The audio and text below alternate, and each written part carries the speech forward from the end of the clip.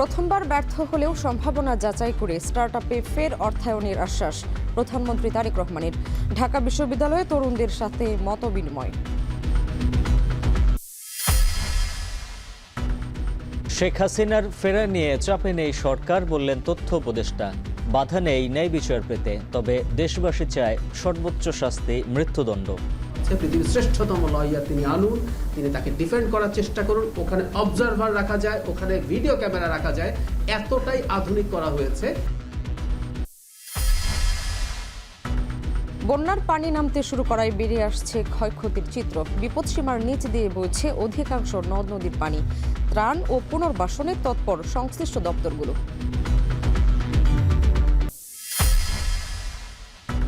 শিক্ষামন্ত্রীর পদত্যাগ ও দুর্যোগ না কাটা পর্যন্ত এইচএসসি পরীক্ষা স্থগিতের দাবি। রাজধানী সহ দেশের বিভিন্ন স্থানে শিক্ষার্থীদের বিক্ষোভ, অবরোধ।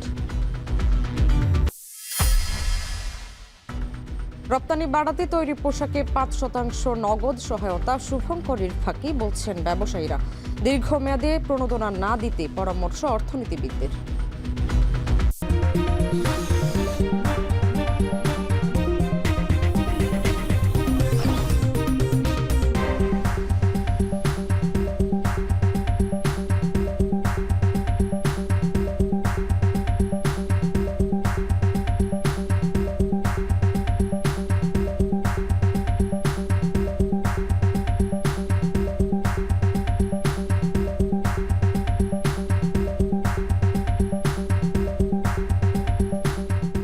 স্বাগত এখন দুপুরে। পুরো আয়োজনে আপনাদের সঙ্গে আছি আমরা দুজন, আমি শামীমা শাম্মী এবং আমি উজ্জ্বল হাফিজ। উদ্যোক্তারা প্রথমবার ব্যর্থ হলে সম্ভাবনা যাচাই করে ফের স্টার্টআপে অর্থায়ন করা হবে বলে আশ্বস্ত করেছেন প্রধানমন্ত্রী তারেক রহমান। ঢাকা বিশ্ববিদ্যালয়ে তারুণ্য, স্টার্টআপ ও সম্ভাবনার বাংলাদেশ শীর্ষক মতবিনিময়ে সরকার প্রধান আরও বলেন, কর্মসংস্থান সৃষ্টির লক্ষ্য তরুণ উদ্যোক্তাদের এআই হ্যাকাথন আয়োজনে সহায়তা করবে সরকার। অনুষ্ঠানে বেশ কয়েকজন উদ্যোক্তার হাতে অনুদানের চেক তুলে দেন তারেক রহমান। বিস্তারিত জানাচ্ছেন জিনাত জান কবির। তাদের দুর্বলতা কাটিয়ে উঠতে পারে। তরুণ উদ্যোক্তাদের সহযোগিতায় নানা পদক্ষেপ নিচ্ছে সরকার। এরই অংশ হিসেবে ঢাকা বিশ্ববিদ্যালয়ে তারুণ্য, স্টার্টআপ ও সম্ভাবনার বাংলাদেশ শীর্ষক মতবিনিময় সভায় যোগ দেন প্রধানমন্ত্রী তারেক রহমান। এ সময় তাকে শিক্ষার্থীরা স্বাগত জানান। তারা প্যাশনেটলি কাজ করছে চর্চাকে বিশ্বের দরবারে ছড়িয়ে দিতে। নওয়াব আলী চৌধুরী সিনেট ভবনে আয়োজিত অনুষ্ঠানে নিজের কঠিন পথ পরিক্রমা তুলে ধরেন প্রধানমন্ত্রী তারেক রহমান। আমি গিয়েছি শারীরিক নির্যাতন, বিভিন্ন রকম হিউমিলেশন, বিভিন্ন রকম ফিজিক্যাল টর্চার, বিভিন্ন রকম যন্ত্রণার মধ্যে দিয়ে আমি গিয়েছি। অনেক ধৈর্যের পরীক্ষা দিতে হয়েছে। তারপরে আমি আজকে আলহামদুলিল্লাহ আল্লাহর মতো একটা জায়গায় এসেছি। আপনাদেরকে খুব সংক্ষেপে এটা বলার কথা অর্থ হলো, আপনাদেরকে এরকম অনেক কষ্টের মধ্যে দিয়ে যেতে হবে। তবে আপনাদেরকে এতটুকু বলতে পারি, এই মুহূর্তে আমার সরকারের অবস্থান থেকে আমি বলতে পারি, আমরা আছি আপনাদের সাথে, আপনাদেরকে হেল্প করার জন্য, আপনাদেরকে পথ দেখানোর জন্য, আপনাদের পাশে দাঁড়ানোর জন্য আমরা আছি।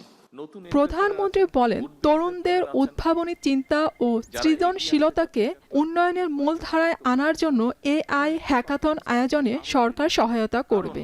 দেখুন, যেহেতু রাজনীতি করি, একটা তো আমার লক্ষ্য আছে, উদ্দেশ্য আছে। রাজনীতি আছে, দলের পরিকল্পনা আছে, সবকিছু আছে, কাজ আছে। কিন্তু যেহেতু দেশ পরিচালনার দায়িত্বে আছি, আমাদেরকে দেশকে নিয়ে আমরা চিন্তা করি, দেশের বিভিন্ন সেক্টর নিয়ে চিন্তা করি।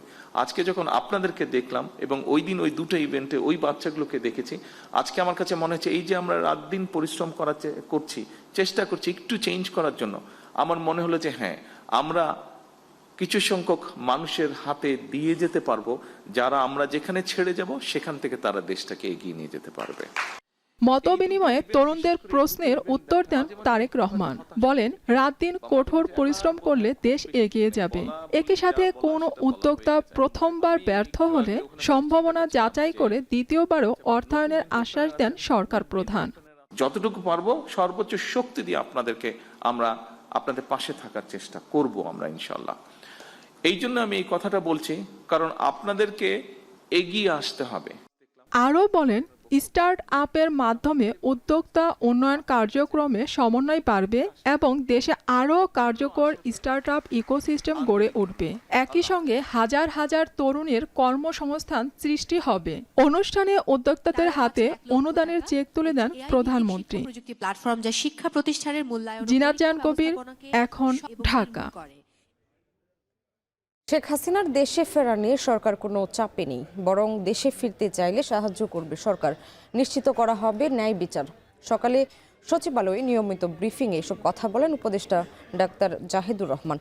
উপদেষ্টা আরও বলেন, শেখ হাসিনা চাইলে আইসিটিতে বিশ্বের শ্রেষ্ঠ আইনজীবী নিয়ে আসতে পারেন। তবে শেখ হাসিনার রাজনৈতিক ভবিষ্যৎ এখন অপ্রাসঙ্গিক হয়ে পড়েছে বলে মনে করেন ডাক্তার জাহিদুর রহমান।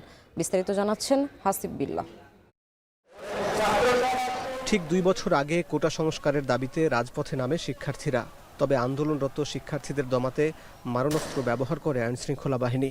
ছাত্র জনতার গণ অভ্যুত্থানে দেশ ছেড়ে ভারতে পালিয়ে যেতে বাধ্য হন সাবেক প্রধানমন্ত্রী শেখ হাসিনা। পরে আন্তর্জাতিক অপরাধ ট্রাইব্যুনালে শেখ হাসিনার সর্বোচ্চ সাজা হয় মৃত্যুদণ্ড। দীর্ঘ নিরাপত্তা ভেঙে হঠাৎ বার্তা সংস্থা রয়টার্সকে সদল বলে দেশে ফেরার পরিকল্পনার কথা জানিয়েছেন কার্যক্রম নিষিদ্ধ সংগঠন আওয়ামী লীগের সভাপতি। তবে তার এই ফেরা নিয়ে কোনো ধরনের চাপে নেই সরকার। এটা ফ্যাক্ট, আমি চেক করে দেখলাম সবাই ঠিক। সচিবালয়ে সরকারের বিভিন্ন কার্যক্রমের অগ্রগতির বিষয়ে নিয়মিত প্রেস ব্রিফিংয়ে অংশ নিয়ে প্রধানমন্ত্রীর তথ্য ও সম্প্রচার উপদেষ্টা ডাক্তার জাহিদুর রহমান বলেন, শেখ হাসিনা দেশে ফিরতে চাইলে সব ধরনের সহযোগিতা করবে সরকার। আমরা তার জন্য জাস্টিস নিশ্চিত করতে চাই, ইনসাফ নিশ্চিত করতে চাই। তার মৃত্যুদণ্ড হয়েছে, তিনি আসবেন, তিনি আসলে তাকে আমরা যদি প্রত্যর্পণ করে আনতে পারি, আমরা তো সেই চেষ্টাই করছি। আর উনি আসলে তো আমাদের সাথে দুই পক্ষের যোগাযোগ হয়ে যদি আসে, দ্যাটস ফাইন। ওনার কোনো রাজনৈতিক ভবিষ্যৎ এই দেশে আছে বলে আমি শুধু আমার কথা বলছি না, আমি ইভেন যারা আওয়ামী লীগের প্রতিও কিছু সিম্প্যাথাইজার, আমাদের চারপাশে পরিচিত মানুষ আছে, তো তারাও মনে করেন না যে ওনার কোনো রাজনৈতিক ভবিষ্যৎ আছে। তো এইটাই আর কি, সুতরাং এটাকে আমি কোনো চাপ বা কোনো প্রবলেমে কিছু বলে মনে করি না। তথ্য উপদেষ্টা বলেন, শেখ হাসিনার ন্যায় বিচার নিশ্চিত করা হবে। আত্মপক্ষ সমর্থনের জন্য তিনি চাইলে বিশ্বের নামকরা আইনজীবী নিয়ে আসতে পারেন। উনি মামলার জন্য আইসিটিতে এখন বিদেশি লয়ার আনারও স্কোপ আছে। পৃথিবীর শ্রেষ্ঠতম লয়ার তিনি আনুন, তিনি তাকে ডিফেন্ড করার চেষ্টা করুন। ওখানে অবজারভার রাখা যায়, ওখানে ভিডিও ক্যামেরা রাখা যায়। এতটাই আধুনিক করা হয়েছে ইন্টারিমের সময় এই আইসিটি আইনকে। একেবারে স্বচ্ছ বিচারের মাধ্যমে সব প্রসেস চলবে। এই দেশের জনগণ যেটা চায়, তিনি যে অপরাধ করেছেন, যে মৃত্যুদণ্ড আছে, সেটা যেন বহাল থাকে। বহাল থাকলে সেই মৃত্যুদণ্ড কার্যকর হবে, সেটাও জনগণ দেখতে চায়। জুলাই সনদ বাস্তবায়নে সংশোধন কমিটির বিষয়ে উপদেষ্টার দৃষ্টি আকর্ষণ করলে তিনি বলেন, সংশোধনীর মাধ্যমে সংবিধানের যে কোনো কিছু পরিবর্তন করা যায়। সংশোধনী কমিটিতে এসে বিরোধী দলকে আলোচনায় অংশ নেওয়ার আহ্বান জানান তিনি। আমি আশা করি বোঝাতে পেরেছি আপনারা। হাসিব বিল্লাহ, এখন ঢাকা। দুর্যোগ এলে এই দুর্গত মানুষের পাশে ছুটে আসেন মন্ত্রী, নেতা আর প্রশাসনের কর্মকর্তারা। চলে ত্রাণ বিতরণ, পরিদর্শন আর নানা আশ্বাস। কিন্তু স্থানীয়দের অভিযোগ, বন্যার পানি নেমে গেলে বদলে যায় চিত্র। বছর জুড়ে পাহাড় কাটা, নদী খাল দখল আর অপরিকল্পিত উন্নয়নের কারণে বারবারই বাড়ছে দুর্ভোগ। চট্টগ্রামের বন্যা দুর্গত জনপদ থেকে ফয়সাল করিমের বিশেষ প্রতিবেদন। ক্যামেরায় ছিলেন সঞ্জয় মল্লিক। টানা বর্ষণ আর পাহাড়ি ঢলে বিপর্যস্ত বৃহত্তর চট্টগ্রাম। পানিতে ডুবেছে বিস্তীর্ণ জনপদ। চট্টগ্রামের প্রায় অর্ধেক এলাকা, খাগড়াছড়ির প্রায় ৭৩% এবং কক্সবাজারের প্রায় ৪৯% এলাকা ক্ষতিগ্রস্ত হয়েছে। লণ্ডভণ্ড হয়েছে প্রায় ৪,০০০ কিলোমিটার সড়ক। ক্ষতিগ্রস্ত হয়েছে ৮০,০০০ বসতবাড়ি। এরই মধ্যে প্রাণ গেছে অর্ধশতাধিক মানুষের। সবচেয়ে নাজুক পরিস্থিতির মুখে পড়েছে চট্টগ্রামের সাতকানিয়া ও বাঁশখালী। এসব উপজেলার বহু গ্রাম এখনও পানির নিচে। খাবার, বিশুদ্ধ পানি, চিকিৎসার ঘরবাড়ি পুনর্গঠনের চিন্তায় দিশেহারা তারা। দেরিতে হলেও রাজনৈতিক পরিচয়ের হিসাব ভুলে বিভিন্ন দল, স্বেচ্ছাসেবী সংগঠন, এনজিও ছুটে গেছে দুর্গত মানুষের পাশে। সরকারের পক্ষ থেকেও চলছে ত্রাণ ও পুনর্বাসন কার্যক্রম। তবে স্থানীয়দের অভিজ্ঞতা বলছে, বন্যার পানি নামার সঙ্গে সঙ্গেই বদলে যায় পুরো চিত্র। কমে আসে মানুষের আনাগোনা, থেমে যায় প্রতিশ্রুতি আর আলোচনার কেন্দ্র থেকে হারিয়ে যায় দুর্গত জনপদ। স্থানীয়দের অভিযোগ, দুর্যোগের সময়ের সাময়িক তৎপরতার বিপরীতে সারা বছর এই অঞ্চলের জন্য নেই কার্যকর ও দীর্ঘমেয়াদী পরিকল্পনা। দেখে যাওয়ার পর কোনো ওনাদের প্রতিশ্রুতি থাকে না। যে সরকারে হোক আসে, কিন্তু দেখে যায়, কিন্তু আমরা সুবিধা বঞ্চিত। এমপি মন্ত্রী তারা আশ্বাস দেয়, তাদের আর এবার ফাঁসিলি অমুক ইয়ে করে দিম ফরজে এরা ইয়ান না হয়, যেদূর হয় এদূর না হয়। গ্রাম সাইডে অনেক মানুষ এখনো পানিবন্দী আছে। কিছু বাড়িতে পানি, কিছু বাড়িতে এখনো পানি নাই। এরকম অনেক মানুষ, শত শত লাখ লাখ মানুষ এখনো পানিবন্দী।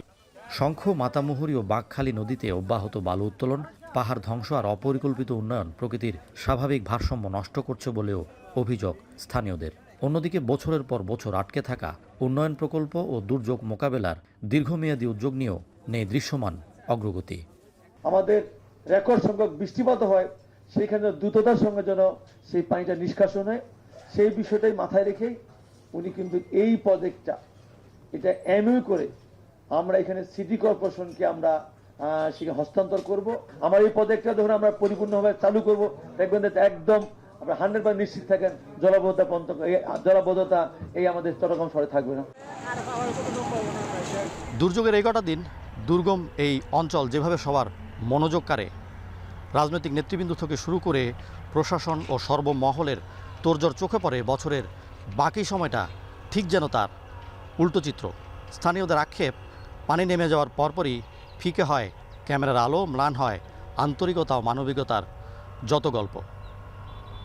সারা বছর জুড়ে অবহেলিত থাকা এই জনপদ প্রভাবশালীদের লোভের বলিও প্রশাসনের কর্তাদের গাফিলতির শিকার হলেও সেসব নিয়ে তখন কারো সদয় নজর পড়ে না। নির্বিচারে বন, পাহাড় ধ্বংস করা ও নদী জলাশয় দখলের মহোৎসব ঘিরে তখন প্রশাসনের রহস্যজনক নীরবতা নামে, যার মাসুল প্রতি বছর বর্ষায় সম্পদ ও জীবনের বিনিময়ে দিতে হয় এই অঞ্চলের মানুষকে। ফয়সাল করিম, এখন চট্টগ্রাম। কক্সবাজারের পানি কমতে শুরু করলেও দুর্ভোগ এখনও কাটেনি। টানা 9 দিনের ভারী বর্ষণ ও পাহাড়ি ঢলে সৃষ্ট আকস্মিক বন্যায় জেলার কৃষি ও মৎস্য খাত ভয়াবহ ক্ষতির মুখে পড়েছে। একই সঙ্গে বন্যা ও পাহাড় ধসে জেলায় প্রাণহানির সংখ্যা বেড়ে 31 জনে পৌঁছেছে। এ নিয়ে আরও খবর জানাতে সরাসরি যুক্ত হচ্ছেন মোহাম্মদ মোর্শেদ। মোর্শেদ, জানাবেন জেলার ক্ষয়ক্ষতি নিরূপণ করা হয়েছে কিনা, আর পরিস্থিতি উন্নয়নে সরকারের পক্ষ থেকে কি কি পদক্ষেপ নেওয়া হয়েছে? সাম্মি, বন্যার পানি নামতে শুরু করেছে আরও কয়েকদিন আগে থেকে। আমরা আজ সকালে ক্ষতিগ্রস্ত একটি এলাকায় গিয়েছিলাম, সেখানে আমরা দেখেছি বন্যার পানি নামতে শুরু করেছে এবং ঘরবাড়িতে যে পানি ঢুকেছিল সেগুলো পরিষ্কার করা হচ্ছে। এবং সকালে আমরা দেখেছি বিদ্যুৎ ও জ্বালানি প্রতিমন্ত্রী তিনি সরেজমিন কক্সবাজারের ঝিলিংজা চান্দেরপাড়া নামক একটি ক্ষতিগ্রস্ত এলাকায় গিয়েছিলেন, যেখানে বন্যার পানিতে প্লাবিত হয়েছিল। সেখানে 100 ক্ষতিগ্রস্ত পরিবারের মাঝে তিনি ত্রাণ সামগ্রী বিতরণ করেন এবং সরকার থেকে ক্ষতিগ্রস্ত পরিবারের মাঝে সব ধরনের সহায়তা করা হবে। বিশেষ করে যে গবাদি পশু এবং মৎস্য ঘের পাশাপাশি হচ্ছে কৃষি জমি রয়েছে, যেই এলাকাগুলোতে সবচেয়ে বেশি ক্ষতিগ্রস্ত হয়েছেন, যে কৃষকরা সবচেয়ে বেশি ক্ষতিগ্রস্ত হয়েছেন, তাদেরকে তালিকা করে সরকার থেকে সব ধরনের সহযোগিতা করা হবে বলে এমনটি আশ্বাস প্রদান করেন প্রতিমন্ত্রী। সেটি আমরা সকালেই দেখেছি। এবং কক্সবাজারের জেলা উপজেলায় যদি বলতে হয় তাহলে সেখানে সুপেয় পানি সহ নানা দুর্ভোগের মধ্যে রয়েছেন সেখানকার পানিবন্দী মানুষরা। তবে পানি নামতে শুরু করেছে, তবে বন্যার পানি নেমে যাওয়ার পরে নানা ধরনের রোগবালাই থেকে শুরু করে তাদের খাবারের অভাব থেকে শুরু করে নানা ধরনের সমস্যার সম্মুখীন হতে হচ্ছে। সেক্ষেত্রে তারা সরকারের কাছে নানাভাবে সহায়তা চাচ্ছেন। বিশেষ করে যে দুর্গম এলাকাগুলো রয়েছে সেখানকার মানুষরা নানাভাবে সরকারের কাছে সহায়তা প্রত্যাশা করছেন। অন্যদিকে জেলা প্রশাসনের তথ্য মতে কক্সবাজারের এই বন্যা এবং পাহাড় ধসে 31 জনের মতো প্রাণহানির ঘটনা ঘটেছে। সেখানে রোহিঙ্গারাও রয়েছেন, সেটি আমরা জানতে পেরেছি। এবং আপনাদেরকে গত কয়েকদিন ধরে আমরা জানানোর চেষ্টা করেছি যে কক্সবাজারে বন্যার পানি নামতে শুরু করেছে। কয়েকদিন ধরে কক্সবাজারে বৃষ্টি ছিল না, আজকে সকালে একেবারে প্রখর রোদ ছিল, যার কারণে আমরা দেখতে পেয়েছি যে এলাকায় গিয়েছিলাম বন্যা কবলিত এলাকা, সেখানে একেবারে পানি নেমে গেছে এবং সড়কগুলো মেরামত করা হচ্ছে এমনটিও আমরা দেখেছি। পাশাপাশি একটু বলে রাখি, সবচেয়ে বেশি ক্ষতিগ্রস্ত হয়েছে মৎস্যগের। সেক্ষেত্রে মৎস্য খাতে প্রায় 46 কোটি টাকারও বেশি ক্ষতি হয়েছে এমনটি আমরা জানতে পেরেছি। এবং বিদ্যুৎ ও জ্বালানি প্রতিমন্ত্রী সরেজমিন ক্ষতিগ্রস্ত এলাকাগুলো পরিদর্শন করছেন এবং সকাল 10:30টায় তিনি ঝিলিংজা চান্দেরপাড়ার বন্যা কবলিত একটি এলাকা পরিদর্শন করেছেন এবং এরপরে যাবেন চকরিয়া পেকুয়াতে। সেখানেও তিনি মানুষদের যারা ক্ষতিগ্রস্ত এলাকা এবং সবচেয়ে বেশি দুর্যোগপূর্ণ এলাকা রয়েছে যে বন্যা কবলিত এলাকা মানুষদের ত্রাণ সামগ্রী বিতরণ করবেন। এবং জেলা প্রশাসন থেকে প্রাথমিকভাবে তালিকা করা হচ্ছে কক্সবাজারের যে ক্ষতিগ্রস্ত এলাকাগুলি, যে ঘরবাড়িগুলো ক্ষতি হয়েছে এবং যে গবাদি পশু পাশাপাশি ফসলি জমি নষ্ট হয়েছে, যে কৃষকগুলো সবচেয়ে বেশি ক্ষতিগ্রস্ত হয়েছে, তাদের একটি প্রাথমিক তালিকা করে তারা জেলা প্রশাসন ও সরকার থেকে নানাভাবে সহায়তা করা আশ্বাস দিয়েছেন প্রতিমন্ত্রী। সামনে ছিল সর্বশেষ। কক্সবাজার থেকে যুক্ত ছিলেন মোহাম্মদ মোর্শেদ। বন্যা পরবর্তী পুনর্বাসন প্রক্রিয়াকে সর্বোচ্চ গুরুত্ব দিচ্ছে সরকার। সচিবালয়ে ত্রাণ ও পুনর্বাসন কার্যক্রম তুলে ধরেন বিভিন্ন দপ্তরের মন্ত্রীরা। দুর্যোগ ত্রাণ মন্ত্রী জানান 7 জেলার ক্ষতিগ্রস্ত 6 লাখ মানুষের জন্য 1,75,00,000 টাকা ও 3,255 টন চাল বরাদ্দ দেওয়া হয়েছে। স্বাস্থ্যমন্ত্রী জানান দুর্গত এলাকায় পর্যাপ্ত পানি বিশুদ্ধিকরণ, ট্যাবলেট ও স্যালাইন বিতরণ করা হয়েছে। আর কৃষিমন্ত্রী বলেন প্রয়োজনে সরকারি জমিতে বীজতলা করে কৃষকদের সহযোগিতা করা হবে। আরও জানাচ্ছেন আতিক মিসবা লগ্ন। টানা বৃষ্টি, পাহাড়ি ঢল ও উজানের পানিতে দেশের 7 জেলায় চলমান বন্যায় ক্ষতিগ্রস্ত প্রায় 3 লাখ পরিবার। বন্যা শেষে পানি যতই কমছে দৃশ্যমান হচ্ছে ক্ষতিচিত্র। তবে এবার সরকারের সামনে চ্যালেঞ্জ ক্ষয়ক্ষতি মোকাবেলা ও পুনর্বাসন। মঙ্গলবার সচিবালয়ে এ বিষয়ে সরব মন্ত্রিপরিষদের সদস্যরা। পুনর্বাসন প্রক্রিয়া নিয়ে আশ্বাস দিলেন দুর্যোগ ব্যবস্থাপনা ও ত্রাণমন্ত্রী। বললেন সরকারি বরাদ্দ ও রাস্তা সংস্কারের কথা। 1,75,00,000 টাকা আমরা তাৎক্ষণিক বরাদ্দ দিয়েছি। 3,250 মেট্রিক টন চাল বরাদ্দ দেওয়া হয়েছে, শুকনা খাবার দেওয়া হয়েছে এবং এর বাইরে মাননীয় প্রধানমন্ত্রী তা ত্রাণ ভান্ডার থেকে প্রত্যেক জেলায় 20 লক্ষ টাকা অতিরিক্ত বরাদ্দ দিয়েছেন। কৃষি খাতে ক্ষতি দূরীকরণে নিজেদের প্রস্তুতির কথা জানালেন কৃষিমন্ত্রী। বন্যায় আমনের বীজতলা নষ্ট হয়ে গেছে। মন্ত্রী আশ্বাস দিলেন প্রয়োজন অনুযায়ী ধান বীজ সরবরাহের। বাংলাদেশের প্রতিটা ইউনিয়নের প্রতিটা ব্লকে আমাদের একজন করে অফিসার আছে। আমাদের কাছে প্রতিটা মুহূর্তে আপডেট আসতেছে, কোথায় কি অবস্থা আছে, আমাদের কি করণীয়, কবে করতে হবে। আমাদের অফিস এই পারপাসে আমাদের আলাদা একটা বুথ খোলা আছে যেন ইনফরমেশনগুলি রেগুলার আমরা পেতে পারি। উত্তরণকালীন সময়ে স্বাস্থ্যখাত, শিশু ও প্রসূতি সেবায় তৎপর সরকার বললেন স্বাস্থ্যমন্ত্রী। চট্টগ্রাম বিভাগে বন্যার সময় সাপে কেটেছে 95 জনকে। এ প্রসঙ্গে স্বাস্থ্যমন্ত্রী বললেন পর্যাপ্ত সাপে কাটা ভেনম সরবরাহের কথা। গ্রাম পর্যায়ে আমাদের যারা কর্মী আছে তাদেরকে অ্যালার্ট রাখা হচ্ছে যে কোনো মায়ের যদি প্রসূতির সময় হয় বা কোনো রকম সমস্যা দেখা দেয় তাদেরকে আমরা মাধ্যমে স্পিড বোট না পেলে যে কোনো স্থানীয় নৌকা বা কিছুর মাধ্যমে আমরা উপজেলা হাসপাতালে আমরা ব্যবস্থা রাখতেছি। এই পর্যন্ত আমরা খারাপ সংবাদ এই খাতে আমরা আল্লাহর মধ্যে পাইনি। আমরা 1000 বায়াল আমরা অ্যান্টি স্নেক ভেনম আমরা মাঠ পর্যায়ে 21,000 অ্যান্টি স্নেক ভেনম আমরা দিয়ে রেখেছি। এদিকে নদ নদীর পানি কমতে শুরু করায় খুব দ্রুত অবস্থার উন্নতি হবে বলে আশা প্রকাশ করেন পানি সম্পদ প্রতিমন্ত্রী। আশা হচ্ছে এটাই যে বিশেষ করে বৃষ্টি কমে যাওয়ার কারণে সেখানে প্রতিনিয়ত সেখানে বৃষ্টি নদীর পানি নেমে যাচ্ছে এবং আশা করি আমরা 2-1 দিনের ভিতরে আমাদের এই যে পানির যে বিপদ সীমার উপরে যে প্রভাব হচ্ছে সেটাও ইনশাআল্লাহ নেমে যাবে। আতিক মেজবা লগ্ন, এখন ঢাকা। লালমনিরহাটের তিস্তা, সুনামগঞ্জের সুরমা, কুশিয়ারা সহ দেশের অধিকাংশ নদ নদীর পানি বিপদসীমার নিচ দিয়ে বইছে। নতুন করে আর বৃষ্টি না হলে নদ নদীর পানি কমতে থাকবে বলে জানিয়েছে পানি উন্নয়ন বোর্ড।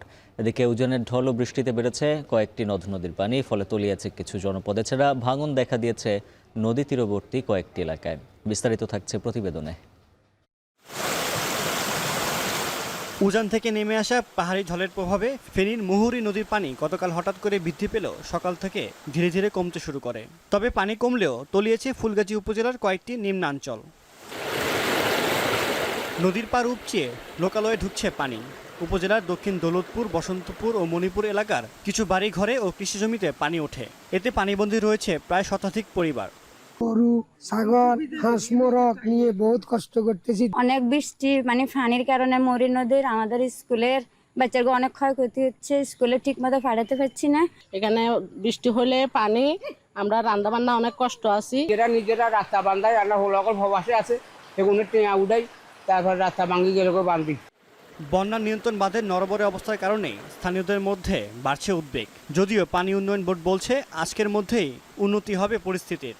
নিচু বাড়ি ঘর ছিল কয়টা, ওইটা আমরা ওদেরকে অন্যত্র আমরা পাঠিয়ে দিয়েছি এবং এদের জন্য আমাদের যে খাবারের ব্যবস্থা আছে খাবারের ব্যবস্থা আমরা করতেছি, খাবার পাঠিয়ে দিব। আর এদিকে পাহাড়ি ঢল ও টানা বৃষ্টিতে বৃদ্ধি পেয়েছে শেরপুরের মৃগী নদীর পানি। তীব্র স্রোতে শুরু হয়েছে নদী ভাঙন।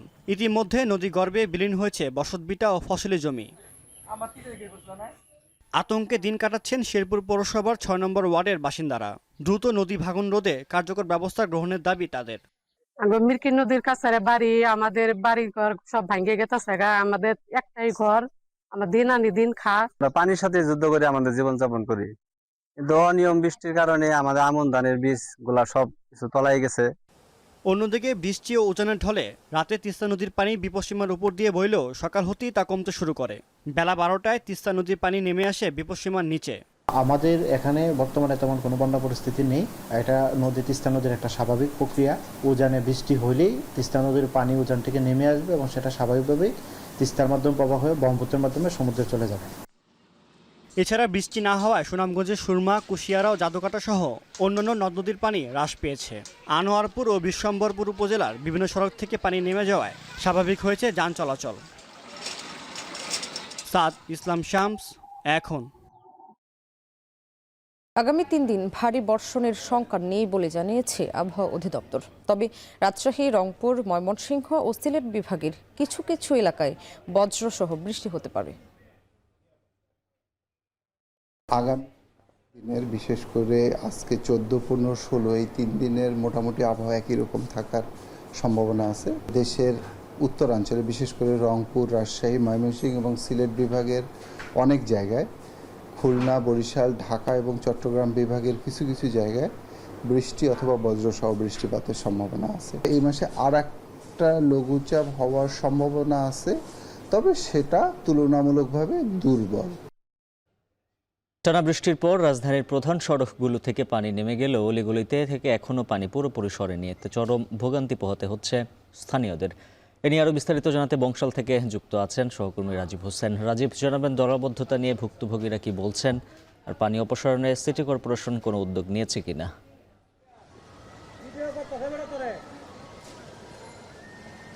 উজ্জ্বল, আপনি যেমনটি বলছিলেন, রাজধানীর প্রধান সড়কগুলো থেকে বৃষ্টির পানি সরলেও অলিগলিতে কিন্তু এখনও জলাবদ্ধতা রয়ে গেছে। আমি সকাল থেকে এই বংশাল এলাকাটিতে রয়েছি এবং এখানে স্থানীয় সাথে কথা বলে সমস্যাটি জানার চেষ্টা করেছি। তারা যেমনটা জানিয়েছেন যে এই এলাকার যে জলাবদ্ধতার সমস্যাটি, এই সমস্যাটি দীর্ঘদিনের এবং এই প্রতিবারই বৃষ্টির পর একটি দীর্ঘ সময় পর্যন্ত সড়কগুলোতে পানি রয়ে যায়। আমি এই মুহূর্তে যে সড়কটিতে দাঁড়িয়ে রয়েছি, আপনি নিশ্চয়ই ছবিতে দেখতে পাচ্ছেন যে এই সড়কটির অধিকাংশই পানির নিচে আসলে এখনও নিমজ্জিত রয়েছে এবং এর ফলে যে সমস্যাটি হয়েছে যে ড্রেনের ময়লা জমে এবং সেগুলো পচন ধরে একটি উদ্ভট পরিস্থিতি তৈরি হয়েছে এবং এই সড়ক দিয়ে যারা চলাচল করেন তারা সীমাহীন দুর্ভোগে পড়ছে। এবং আমি স্থানীয় সাথে কথা বলেছি, তারা যেমনটা জানিয়েছেন যে এই সড়কে জলাবদ্ধতা দীর্ঘ সময় স্থায়ী হওয়ার কারণে তারা স্কিনের যেমন বিভিন্ন রোগে আক্রান্ত হচ্ছে এবং প্রতিনিয়ত তাদের সন্তানদের স্কুলে পাঠাতে এবং দৈনন্দিন যে কাজকর্ম করতে তাদের খুব বেগ পেতে হচ্ছে। এবং আপনি উজ্জ্বল আরেকটি বিষয় বলছিলেন যে সিটি কর্পোরেশনের কোনো উদ্যোগ রয়েছে কিনা। স্থানীয়দের কাছে আমি এই প্রশ্নটি করেছিলাম, তারা কিন্তু এক প্রকার ক্ষোভ প্রকাশ করেছেন। তারা যেটা বলেছেন যে এই সমস্যাটি দীর্ঘদিন যাবতই রয়েছে এবং প্রতি সরকারের আমলেই সংশ্লিষ্ট কর্তৃপক্ষ তাদের আশ্বাস দিয়ে এসেছেন, কিন্তু এই পর্যন্ত তারা কোনো দৃশ্যমান অগ্রগতি দেখতে পায়নি। এবং আমি এই পুরো এলাকাটি সকাল থেকে ঘুরেছি এবং এই এলাকার প্রত্যেকটি গলিতেই এবং সড়কেই জলাবদ্ধতা রয়েছে এবং ভিতরের সড়কগুলোর অবস্থা আরও বেহাল এবং সেই সড়কগুলোতে ড্রেনের পানি সড়কে উঠে একদম পুরোই বাজে পরিস্থিতি তৈরি হয়েছে সেই সড়কগুলোতে। এবং এছাড়া আপনি স্ক্রিনে দেখতে পাচ্ছেন যে যারা চলাচল করছেন তারা কতটা দুর্ভোগ পোহাতে হচ্ছে এই জলাবদ্ধতার কারণে।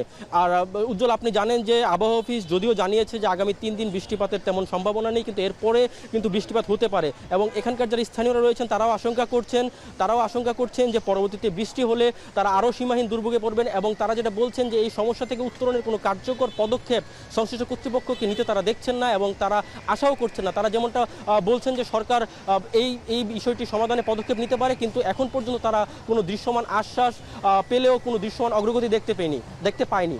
তো এই ছিল রাজধানীর বংশাল থেকে উজ্জ্বল, আমার কাছে সবশেষ। রাজীব হোসেন জানাচ্ছিলেন রাজধানীর জলাবদ্ধতার খবর। এদিকে দুর্যোগপূর্ণ আবহাওয়ার মধ্যে পরীক্ষা নেয় শিক্ষামন্ত্রীর পদত্যাগ সহ 3 দফা দাবিতে বিক্ষোভ অবরোধ করেছে এইচএসসি পরীক্ষার্থীরা। রাজধানীর সায়েন্স ল্যাব মোড়ে 1 ঘন্টা অবরোধের পর ঢাকা বিশ্ববিদ্যালয়ের মহসিন হলের সামনে অবস্থান নেন তারা। এদিকে একই দাবিতে চট্টগ্রাম, ময়মনসিংহ, বরিশাল, রাজশাহী সহ দেশের বিভিন্ন স্থানে বিক্ষোভ ও সড়ক অবরোধ করেন পরীক্ষার্থীরা। আরও জানাচ্ছেন আত্মজ রহমান দিব্য। গেল কয়েকদিনের টানা বৃষ্টি, বন্যা, উজানি ঢল, জলাবদ্ধতায় রাজধানী সহ ডুবে গেছে দেশের বিভিন্ন এলাকার স্কুল, কলেজ ও পরীক্ষা কেন্দ্র। তবে ভোগান্তির মধ্যেও চলছে এইচএসসি ও সমমান পরীক্ষা। কোমর সমান পানি ডিঙিয়ে নৌকায় চড়ে কেন্দ্রে প্রবেশ করেছে পরীক্ষার্থীরা। 13 জুলাই ছিল পদার্থবিজ্ঞান ও হিসাব বিজ্ঞান পরীক্ষা, আর এদিন 19,000 পরীক্ষার্থী অনুপস্থিত ছিল। এমন দুর্যোগপূর্ণ আবহাওয়ায় পরীক্ষা অনুষ্ঠিত হওয়ায় দুর্ভোগ রূপ নিয়েছে ক্ষোভে। শিক্ষামন্ত্রীর পদত্যাগ সহ 3 দফা দাবিতে রাজধানী সহ সারা দেশে বিক্ষোভ অবরোধ করেছে শিক্ষার্থীরা। সকাল থেকে বৃষ্টি হয়েছে, আমরা সব অনেক ভোগান্তিতে পরীক্ষার হলে গিয়েছি, আমাদের সহপাঠীরা গলা পর্যন্ত ভিজে গেছে। আমাদের মূল দাবি একটাই, এবং সেটা হচ্ছে শিক্ষামন্ত্রী পদত্যাগ, এবং সেটা আমাদের দাবি না, পুরো বাংলাদেশের যে দাবি আমরা সেইটাই উপস্থাপন করছি। মঙ্গলবার দুপুরে সায়েন্স ল্যাব মোড় সহ বিভিন্ন জায়গায় অবরোধ করেন বিক্ষুব্ধ শিক্ষার্থীরা। সেখান থেকে নীলক্ষেত হয়ে ঢাকা বিশ্ববিদ্যালয়ে অভিমুখে যাত্রা শুরু করেন তারা। পরে ঢাকা কলেজ ও সায়েন্স ল্যাব মোড় থেকে অবরোধ তুলে নিয়ে ঢাকা বিশ্ববিদ্যালয়ের মহসিন হলের সামনে অবস্থান নেন তারা। এদিকে একই দাবিতে রাজশাহী শিক্ষা বোর্ড প্রাঙ্গণে জড়ো হয়ে এ বিক্ষোভ শুরু করে তারা। এ সময় শিক্ষার্থীরা শিক্ষামন্ত্রী আ.ন.ম এহসানুল হক মিলন এবং শিক্ষা বোর্ড সংশ্লিষ্টদের বিরুদ্ধে স্লোগান দেন। চট্টগ্রামে শিক্ষা বোর্ডের সামনেও বিক্ষোভ হয়। এতে সড়কের একপাশে যান চলাচল বন্ধ হয়ে যায়। শিক্ষার্থীদের আন্দোলনে শিক্ষা বোর্ডের চেয়ারম্যান ও কর্মকর্তা কর্মচারীরা অবরুদ্ধ হয়ে পড়েন। যদিও চট্টগ্রামের সব জেলায় 16 জুলাই পর্যন্ত পরীক্ষা স্থগিত করা হয়েছে। আমাদেরকে বলেছিল যে একই সাথে একই প্রশ্নে পরীক্ষা হবে, সেখানে কি জন্য আমাদেরকে শুধুমাত্র একা 4টা পরীক্ষা আমাদের একা লাস্টে হবে। শিক্ষা ব্যবস্থার কোনো উন্নয়ন না করে শুধু পরীক্ষা নিয়ে পড়ে যাচ্ছে, শুধু আছে নকল। পরীক্ষাতে চুরি করতে হচ্ছে, অনেকজনের চুরিটা করতে হচ্ছে কেন? আমাদের কলেজে পড়ালেখা করে ভাই, কলেজের মধ্যে ক্লাস হয় না। এছাড়া ময়মনসিংহ, বরিশাল, টাঙ্গাইলে বিক্ষোভ করে শিক্ষার্থীরা। এ সময় শিক্ষামন্ত্রীর বক্তব্যের প্রতিবাদ জানিয়ে তার পদত্যাগ সহ নানা স্লোগান দেন আন্দোলনকারীরা। 30 বছর পর এবার অভিন্ন প্রশ্নপত্রে পরীক্ষা অনুষ্ঠিত হচ্ছে। আত্মজ রহমান দিব্য, এখন, ঢাকা। শিক্ষামন্ত্রীর পদত্যাগের দাবিতে ঢাকা টাঙ্গাইল মহাসড়ক অবরোধ করে বিক্ষোভ করছেন শিক্ষার্থীরা। এতে বিপাকে পড়েছে এই রুটে চলাচলকারী যাত্রীরা। বিস্তারিত জানাতে নগর জালপো এলাকা থেকে যুক্ত হচ্ছেন কাউসার আহমেদ। কাউসার, জানাবেন শিক্ষার্থীদের বিক্ষোভের কারণে সড়কে কি পরিস্থিতি তৈরি হয়েছে আর যানজট কেমন দেখছেন? স্বামী এই নগর জলপাই এলাকা থেকে এই পাশে করুটিয়া পর্যন্ত অন্তত 6 থেকে 7 কিলোমিটার এলাকায় যানজটের সৃষ্টি হয়েছে বলে আমরা পুলিশের মাধ্যমে জানতে পেরেছি। এতে করে এই মহাসড়ক দিয়ে একদিকে যেমন উত্তরাঞ্চল সহ সারা দেশের মানুষই চলাচল করে, আর এখানে ঢাকা টাঙ্গাইল 4 লেন থাকলেও উত্তরবঙ্গগামী লেন যেটি ছিল সেটি সার্ভিস লেন সহ পুরোটাই বন্ধ করে দিয়ে শিক্ষার্থীরা আন্দোলন করছেন। তার শিক্ষার্থীরা দাবি করেছেন যে বর্তমান প্রেক্ষাপটে এই পরীক্ষার্থী যারা রয়েছেন তাদেরকে নিয়ে কটূক্তি করা সহ এবং এই বিভিন্ন ঢাকা সহ চট্টগ্রাম বিভিন্ন এলাকায় বন্যা চলাকালীন সময়ে যে পরীক্ষা নেওয়া হয়েছে সেটার প্রতিবাদ জানিয়েছেন। তারা বলছেন যে যেহেতু অন্য শিক্ষামন্ত্রীর চেয়ে এই শিক্ষামন্ত্রী, তারা কেউ বলছেন এই শিক্ষামন্ত্রী অনেকটাই জ্ঞানী, কেউ দাবি করেছেন এখানে আন্দোলন, বলছেন যে তার কাছ থেকে এই ধরনের সিদ্ধান্ত তারা আশা করেনি। তারা বলছেন যে এই কটূক্তি করার কারণে তাকে পদত্যাগ করতে হবে, পাশাপাশি শিক্ষা প্রতিষ্ঠানে রাজনীতি বন্ধ করতে হবে। এছাড়াও পরীক্ষার্থীদের যে সিলেবাস দেওয়া হয়েছিল সেই সিলেবাস অনুযায়ী পরীক্ষা নেওয়ার জন্য তারা দাবি জানিয়েছেন। তারা বলছেন যে পদার্থবিজ্ঞান পরীক্ষা সহ বিভিন্ন পরীক্ষা নেওয়া হয়েছে সম্প্রতি কয়েকদিনে, সেই পরীক্ষায় তারা দাবি করেছেন যে সিলেবাসের সাথে তাদের প্রশ্নপত্রের কোনো মিল হয়নি, যে কারণে তারা বলছেন যে তাদের অনেকের ভবিষ্যৎ অন্ধকার হবে। তারা বলছেন যে ফলাফল হবে এইচএসসির সেই ফলাফল দিয়ে ভালো কোনো পাবলিক বিশ্ববিদ্যালয়ে তারা সুযোগ পাবেন না বলে দাবি করেছেন, যে কারণে তারা বলছেন যে তাদের আন্দোলন মেনে না পর্যন্ত তারা এই মহাসড়ক অবরোধ করে যাবেন। আমরা দেখতে পাচ্ছি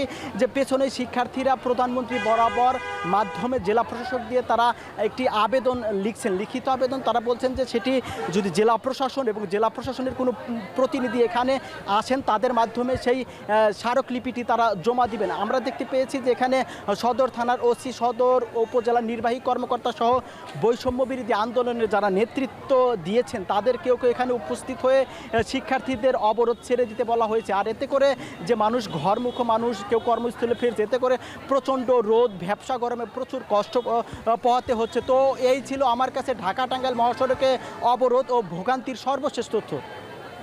টাঙ্গাইল থেকে যুক্ত হয়েছিলেন কাউসার আহমেদ।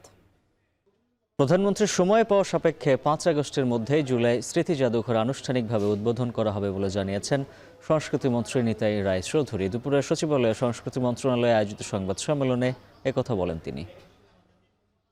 আমরা শুরু করব, এটা আমাদের তাগিদে, বর্তমান সময়ের দাবিতে এবং জনগণের দাবিতে। কারণ যদি আমরা জুলাই জাদুঘরটাকে, যাদের স্মৃতি উদ্দেশ্যে জাদুঘর করা হয়েছে, সেটাকে আমরাই চাইবো যে দ্রুত এটাকে খুলে আমরা মানুষকে, সারা দেশের মানুষ, সারা পৃথিবীর মানুষ যারা আসবে তারা এটা দেখবে। মাননীয় প্রধানমন্ত্রীর অনুমতি সাপেক্ষে, তার অনুমতি নিয়ে আমরা এই জুলাই জাদুঘরটা আনুষ্ঠানিকভাবে উদ্বোধন করব।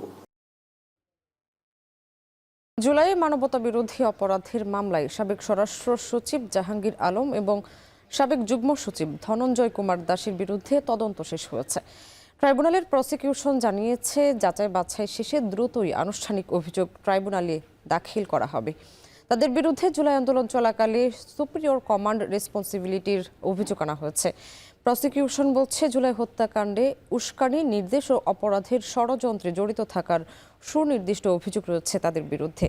এছাড়া জুলাই হত্যাযজ্ঞের ঘটনায় আমির হোসেন আম্মু, দীপু মনি, শাহজাহান খান, কামাল আহমেদ মজুমদার, আব্দুর রাজ্জাক সহ আওয়ামী লীগের প্রায় 10 জন মন্ত্রী এমপির বিরুদ্ধে তদন্ত প্রতিবেদন হাতে পেয়েছে বলে জানিয়েছে প্রসিকিউশন।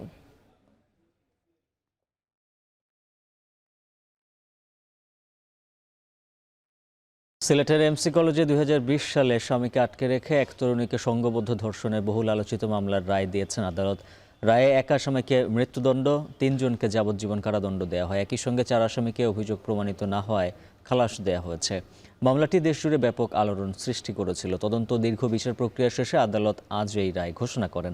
রাষ্ট্রপক্ষ বলছে উপস্থাপিত সাক্ষ্য প্রমাণের ভিত্তিতে এই আদালত এই সিদ্ধান্ত দিয়েছেন। অন্যদিকে খালাসপ্রাপ্তদের বিষয়ে আদালত পর্যাপ্ত প্রমাণ না পাওয়ার কথা উল্লেখ করেছেন। রায় ঘোষণার পর আদালত প্রাঙ্গণে নিরাপত্তা জোরদার করা হয়। আলোচিত এই মামলার রায়ে একদিকে দোষীদের সাজা নিশ্চিত হলেও খালাসের বিষয়টিও নতুন করে আলোচনায় এসেছে।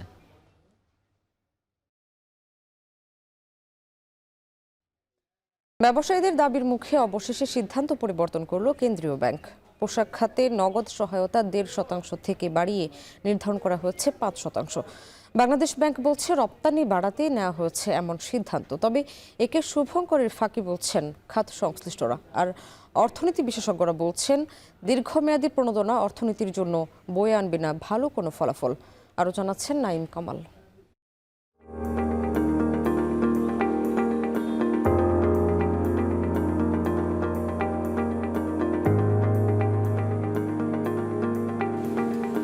তৈরি পোশাক সহ বর্তমানে 43 ধরনের পণ্য রপ্তানির বিপরীতে নগদ সহায়তা দেয় সরকার। এর মধ্যে পোশাক রপ্তানিতে প্রণোদনা দেওয়া হচ্ছে 1.5%। তবে ব্যবসায়ীদের দীর্ঘদিনের দাবির মুখে তা 3 গুণেরও বেশি বাড়িয়ে 5% করা হয়েছে।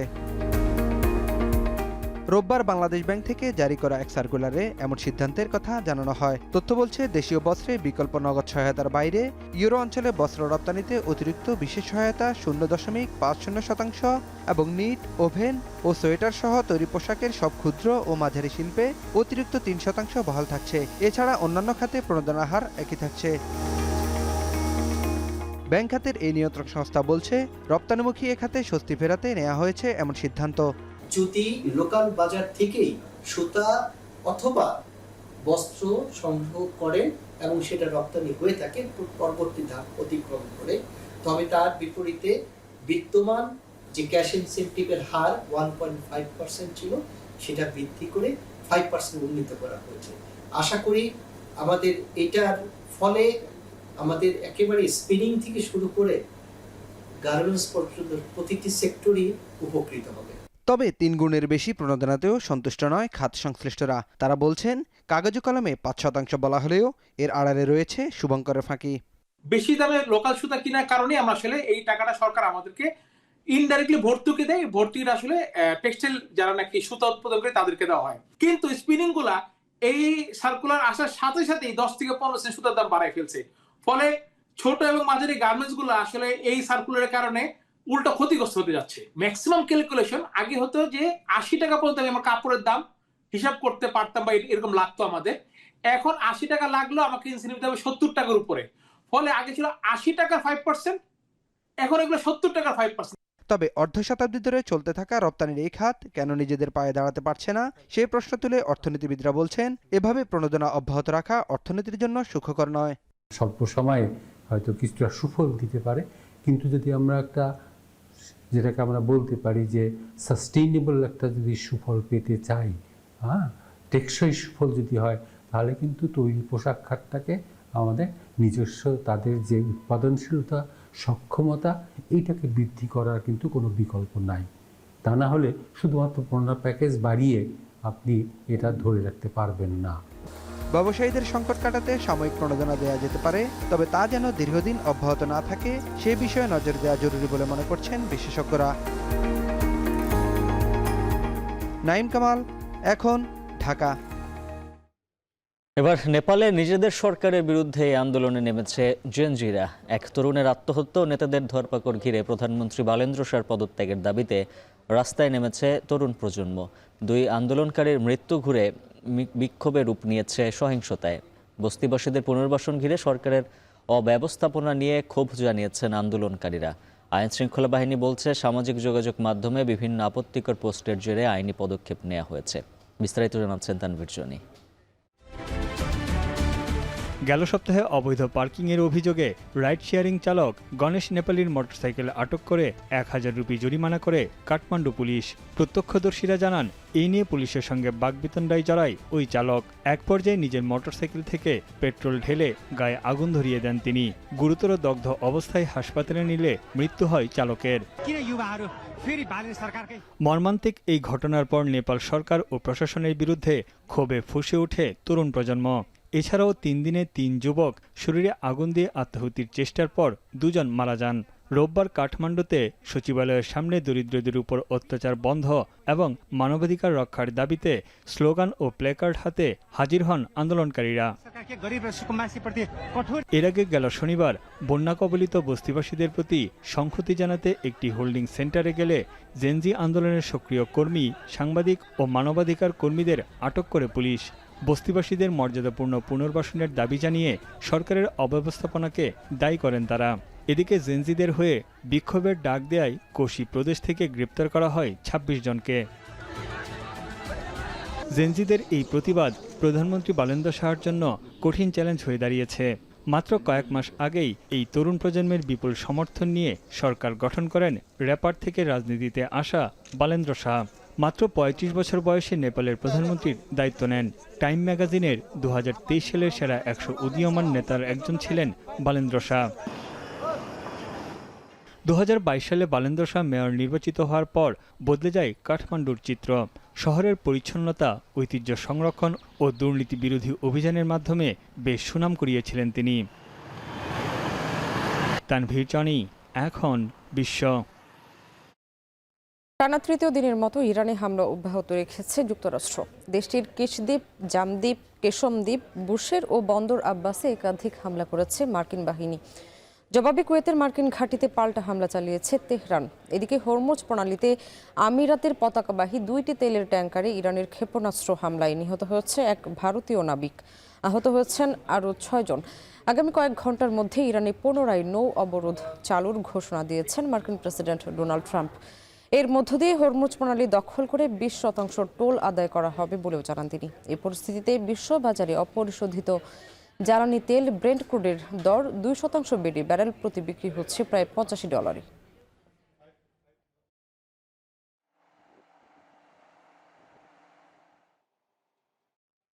এই ছিল এখন দুপুরে। এখন টেলিভিশন ওয়েবসাইটে দেখতে ভিজিট করুন www.ekhon.tv। এখন আর ইউটিউবে দেখুন youtube.com/c/ekhon tv।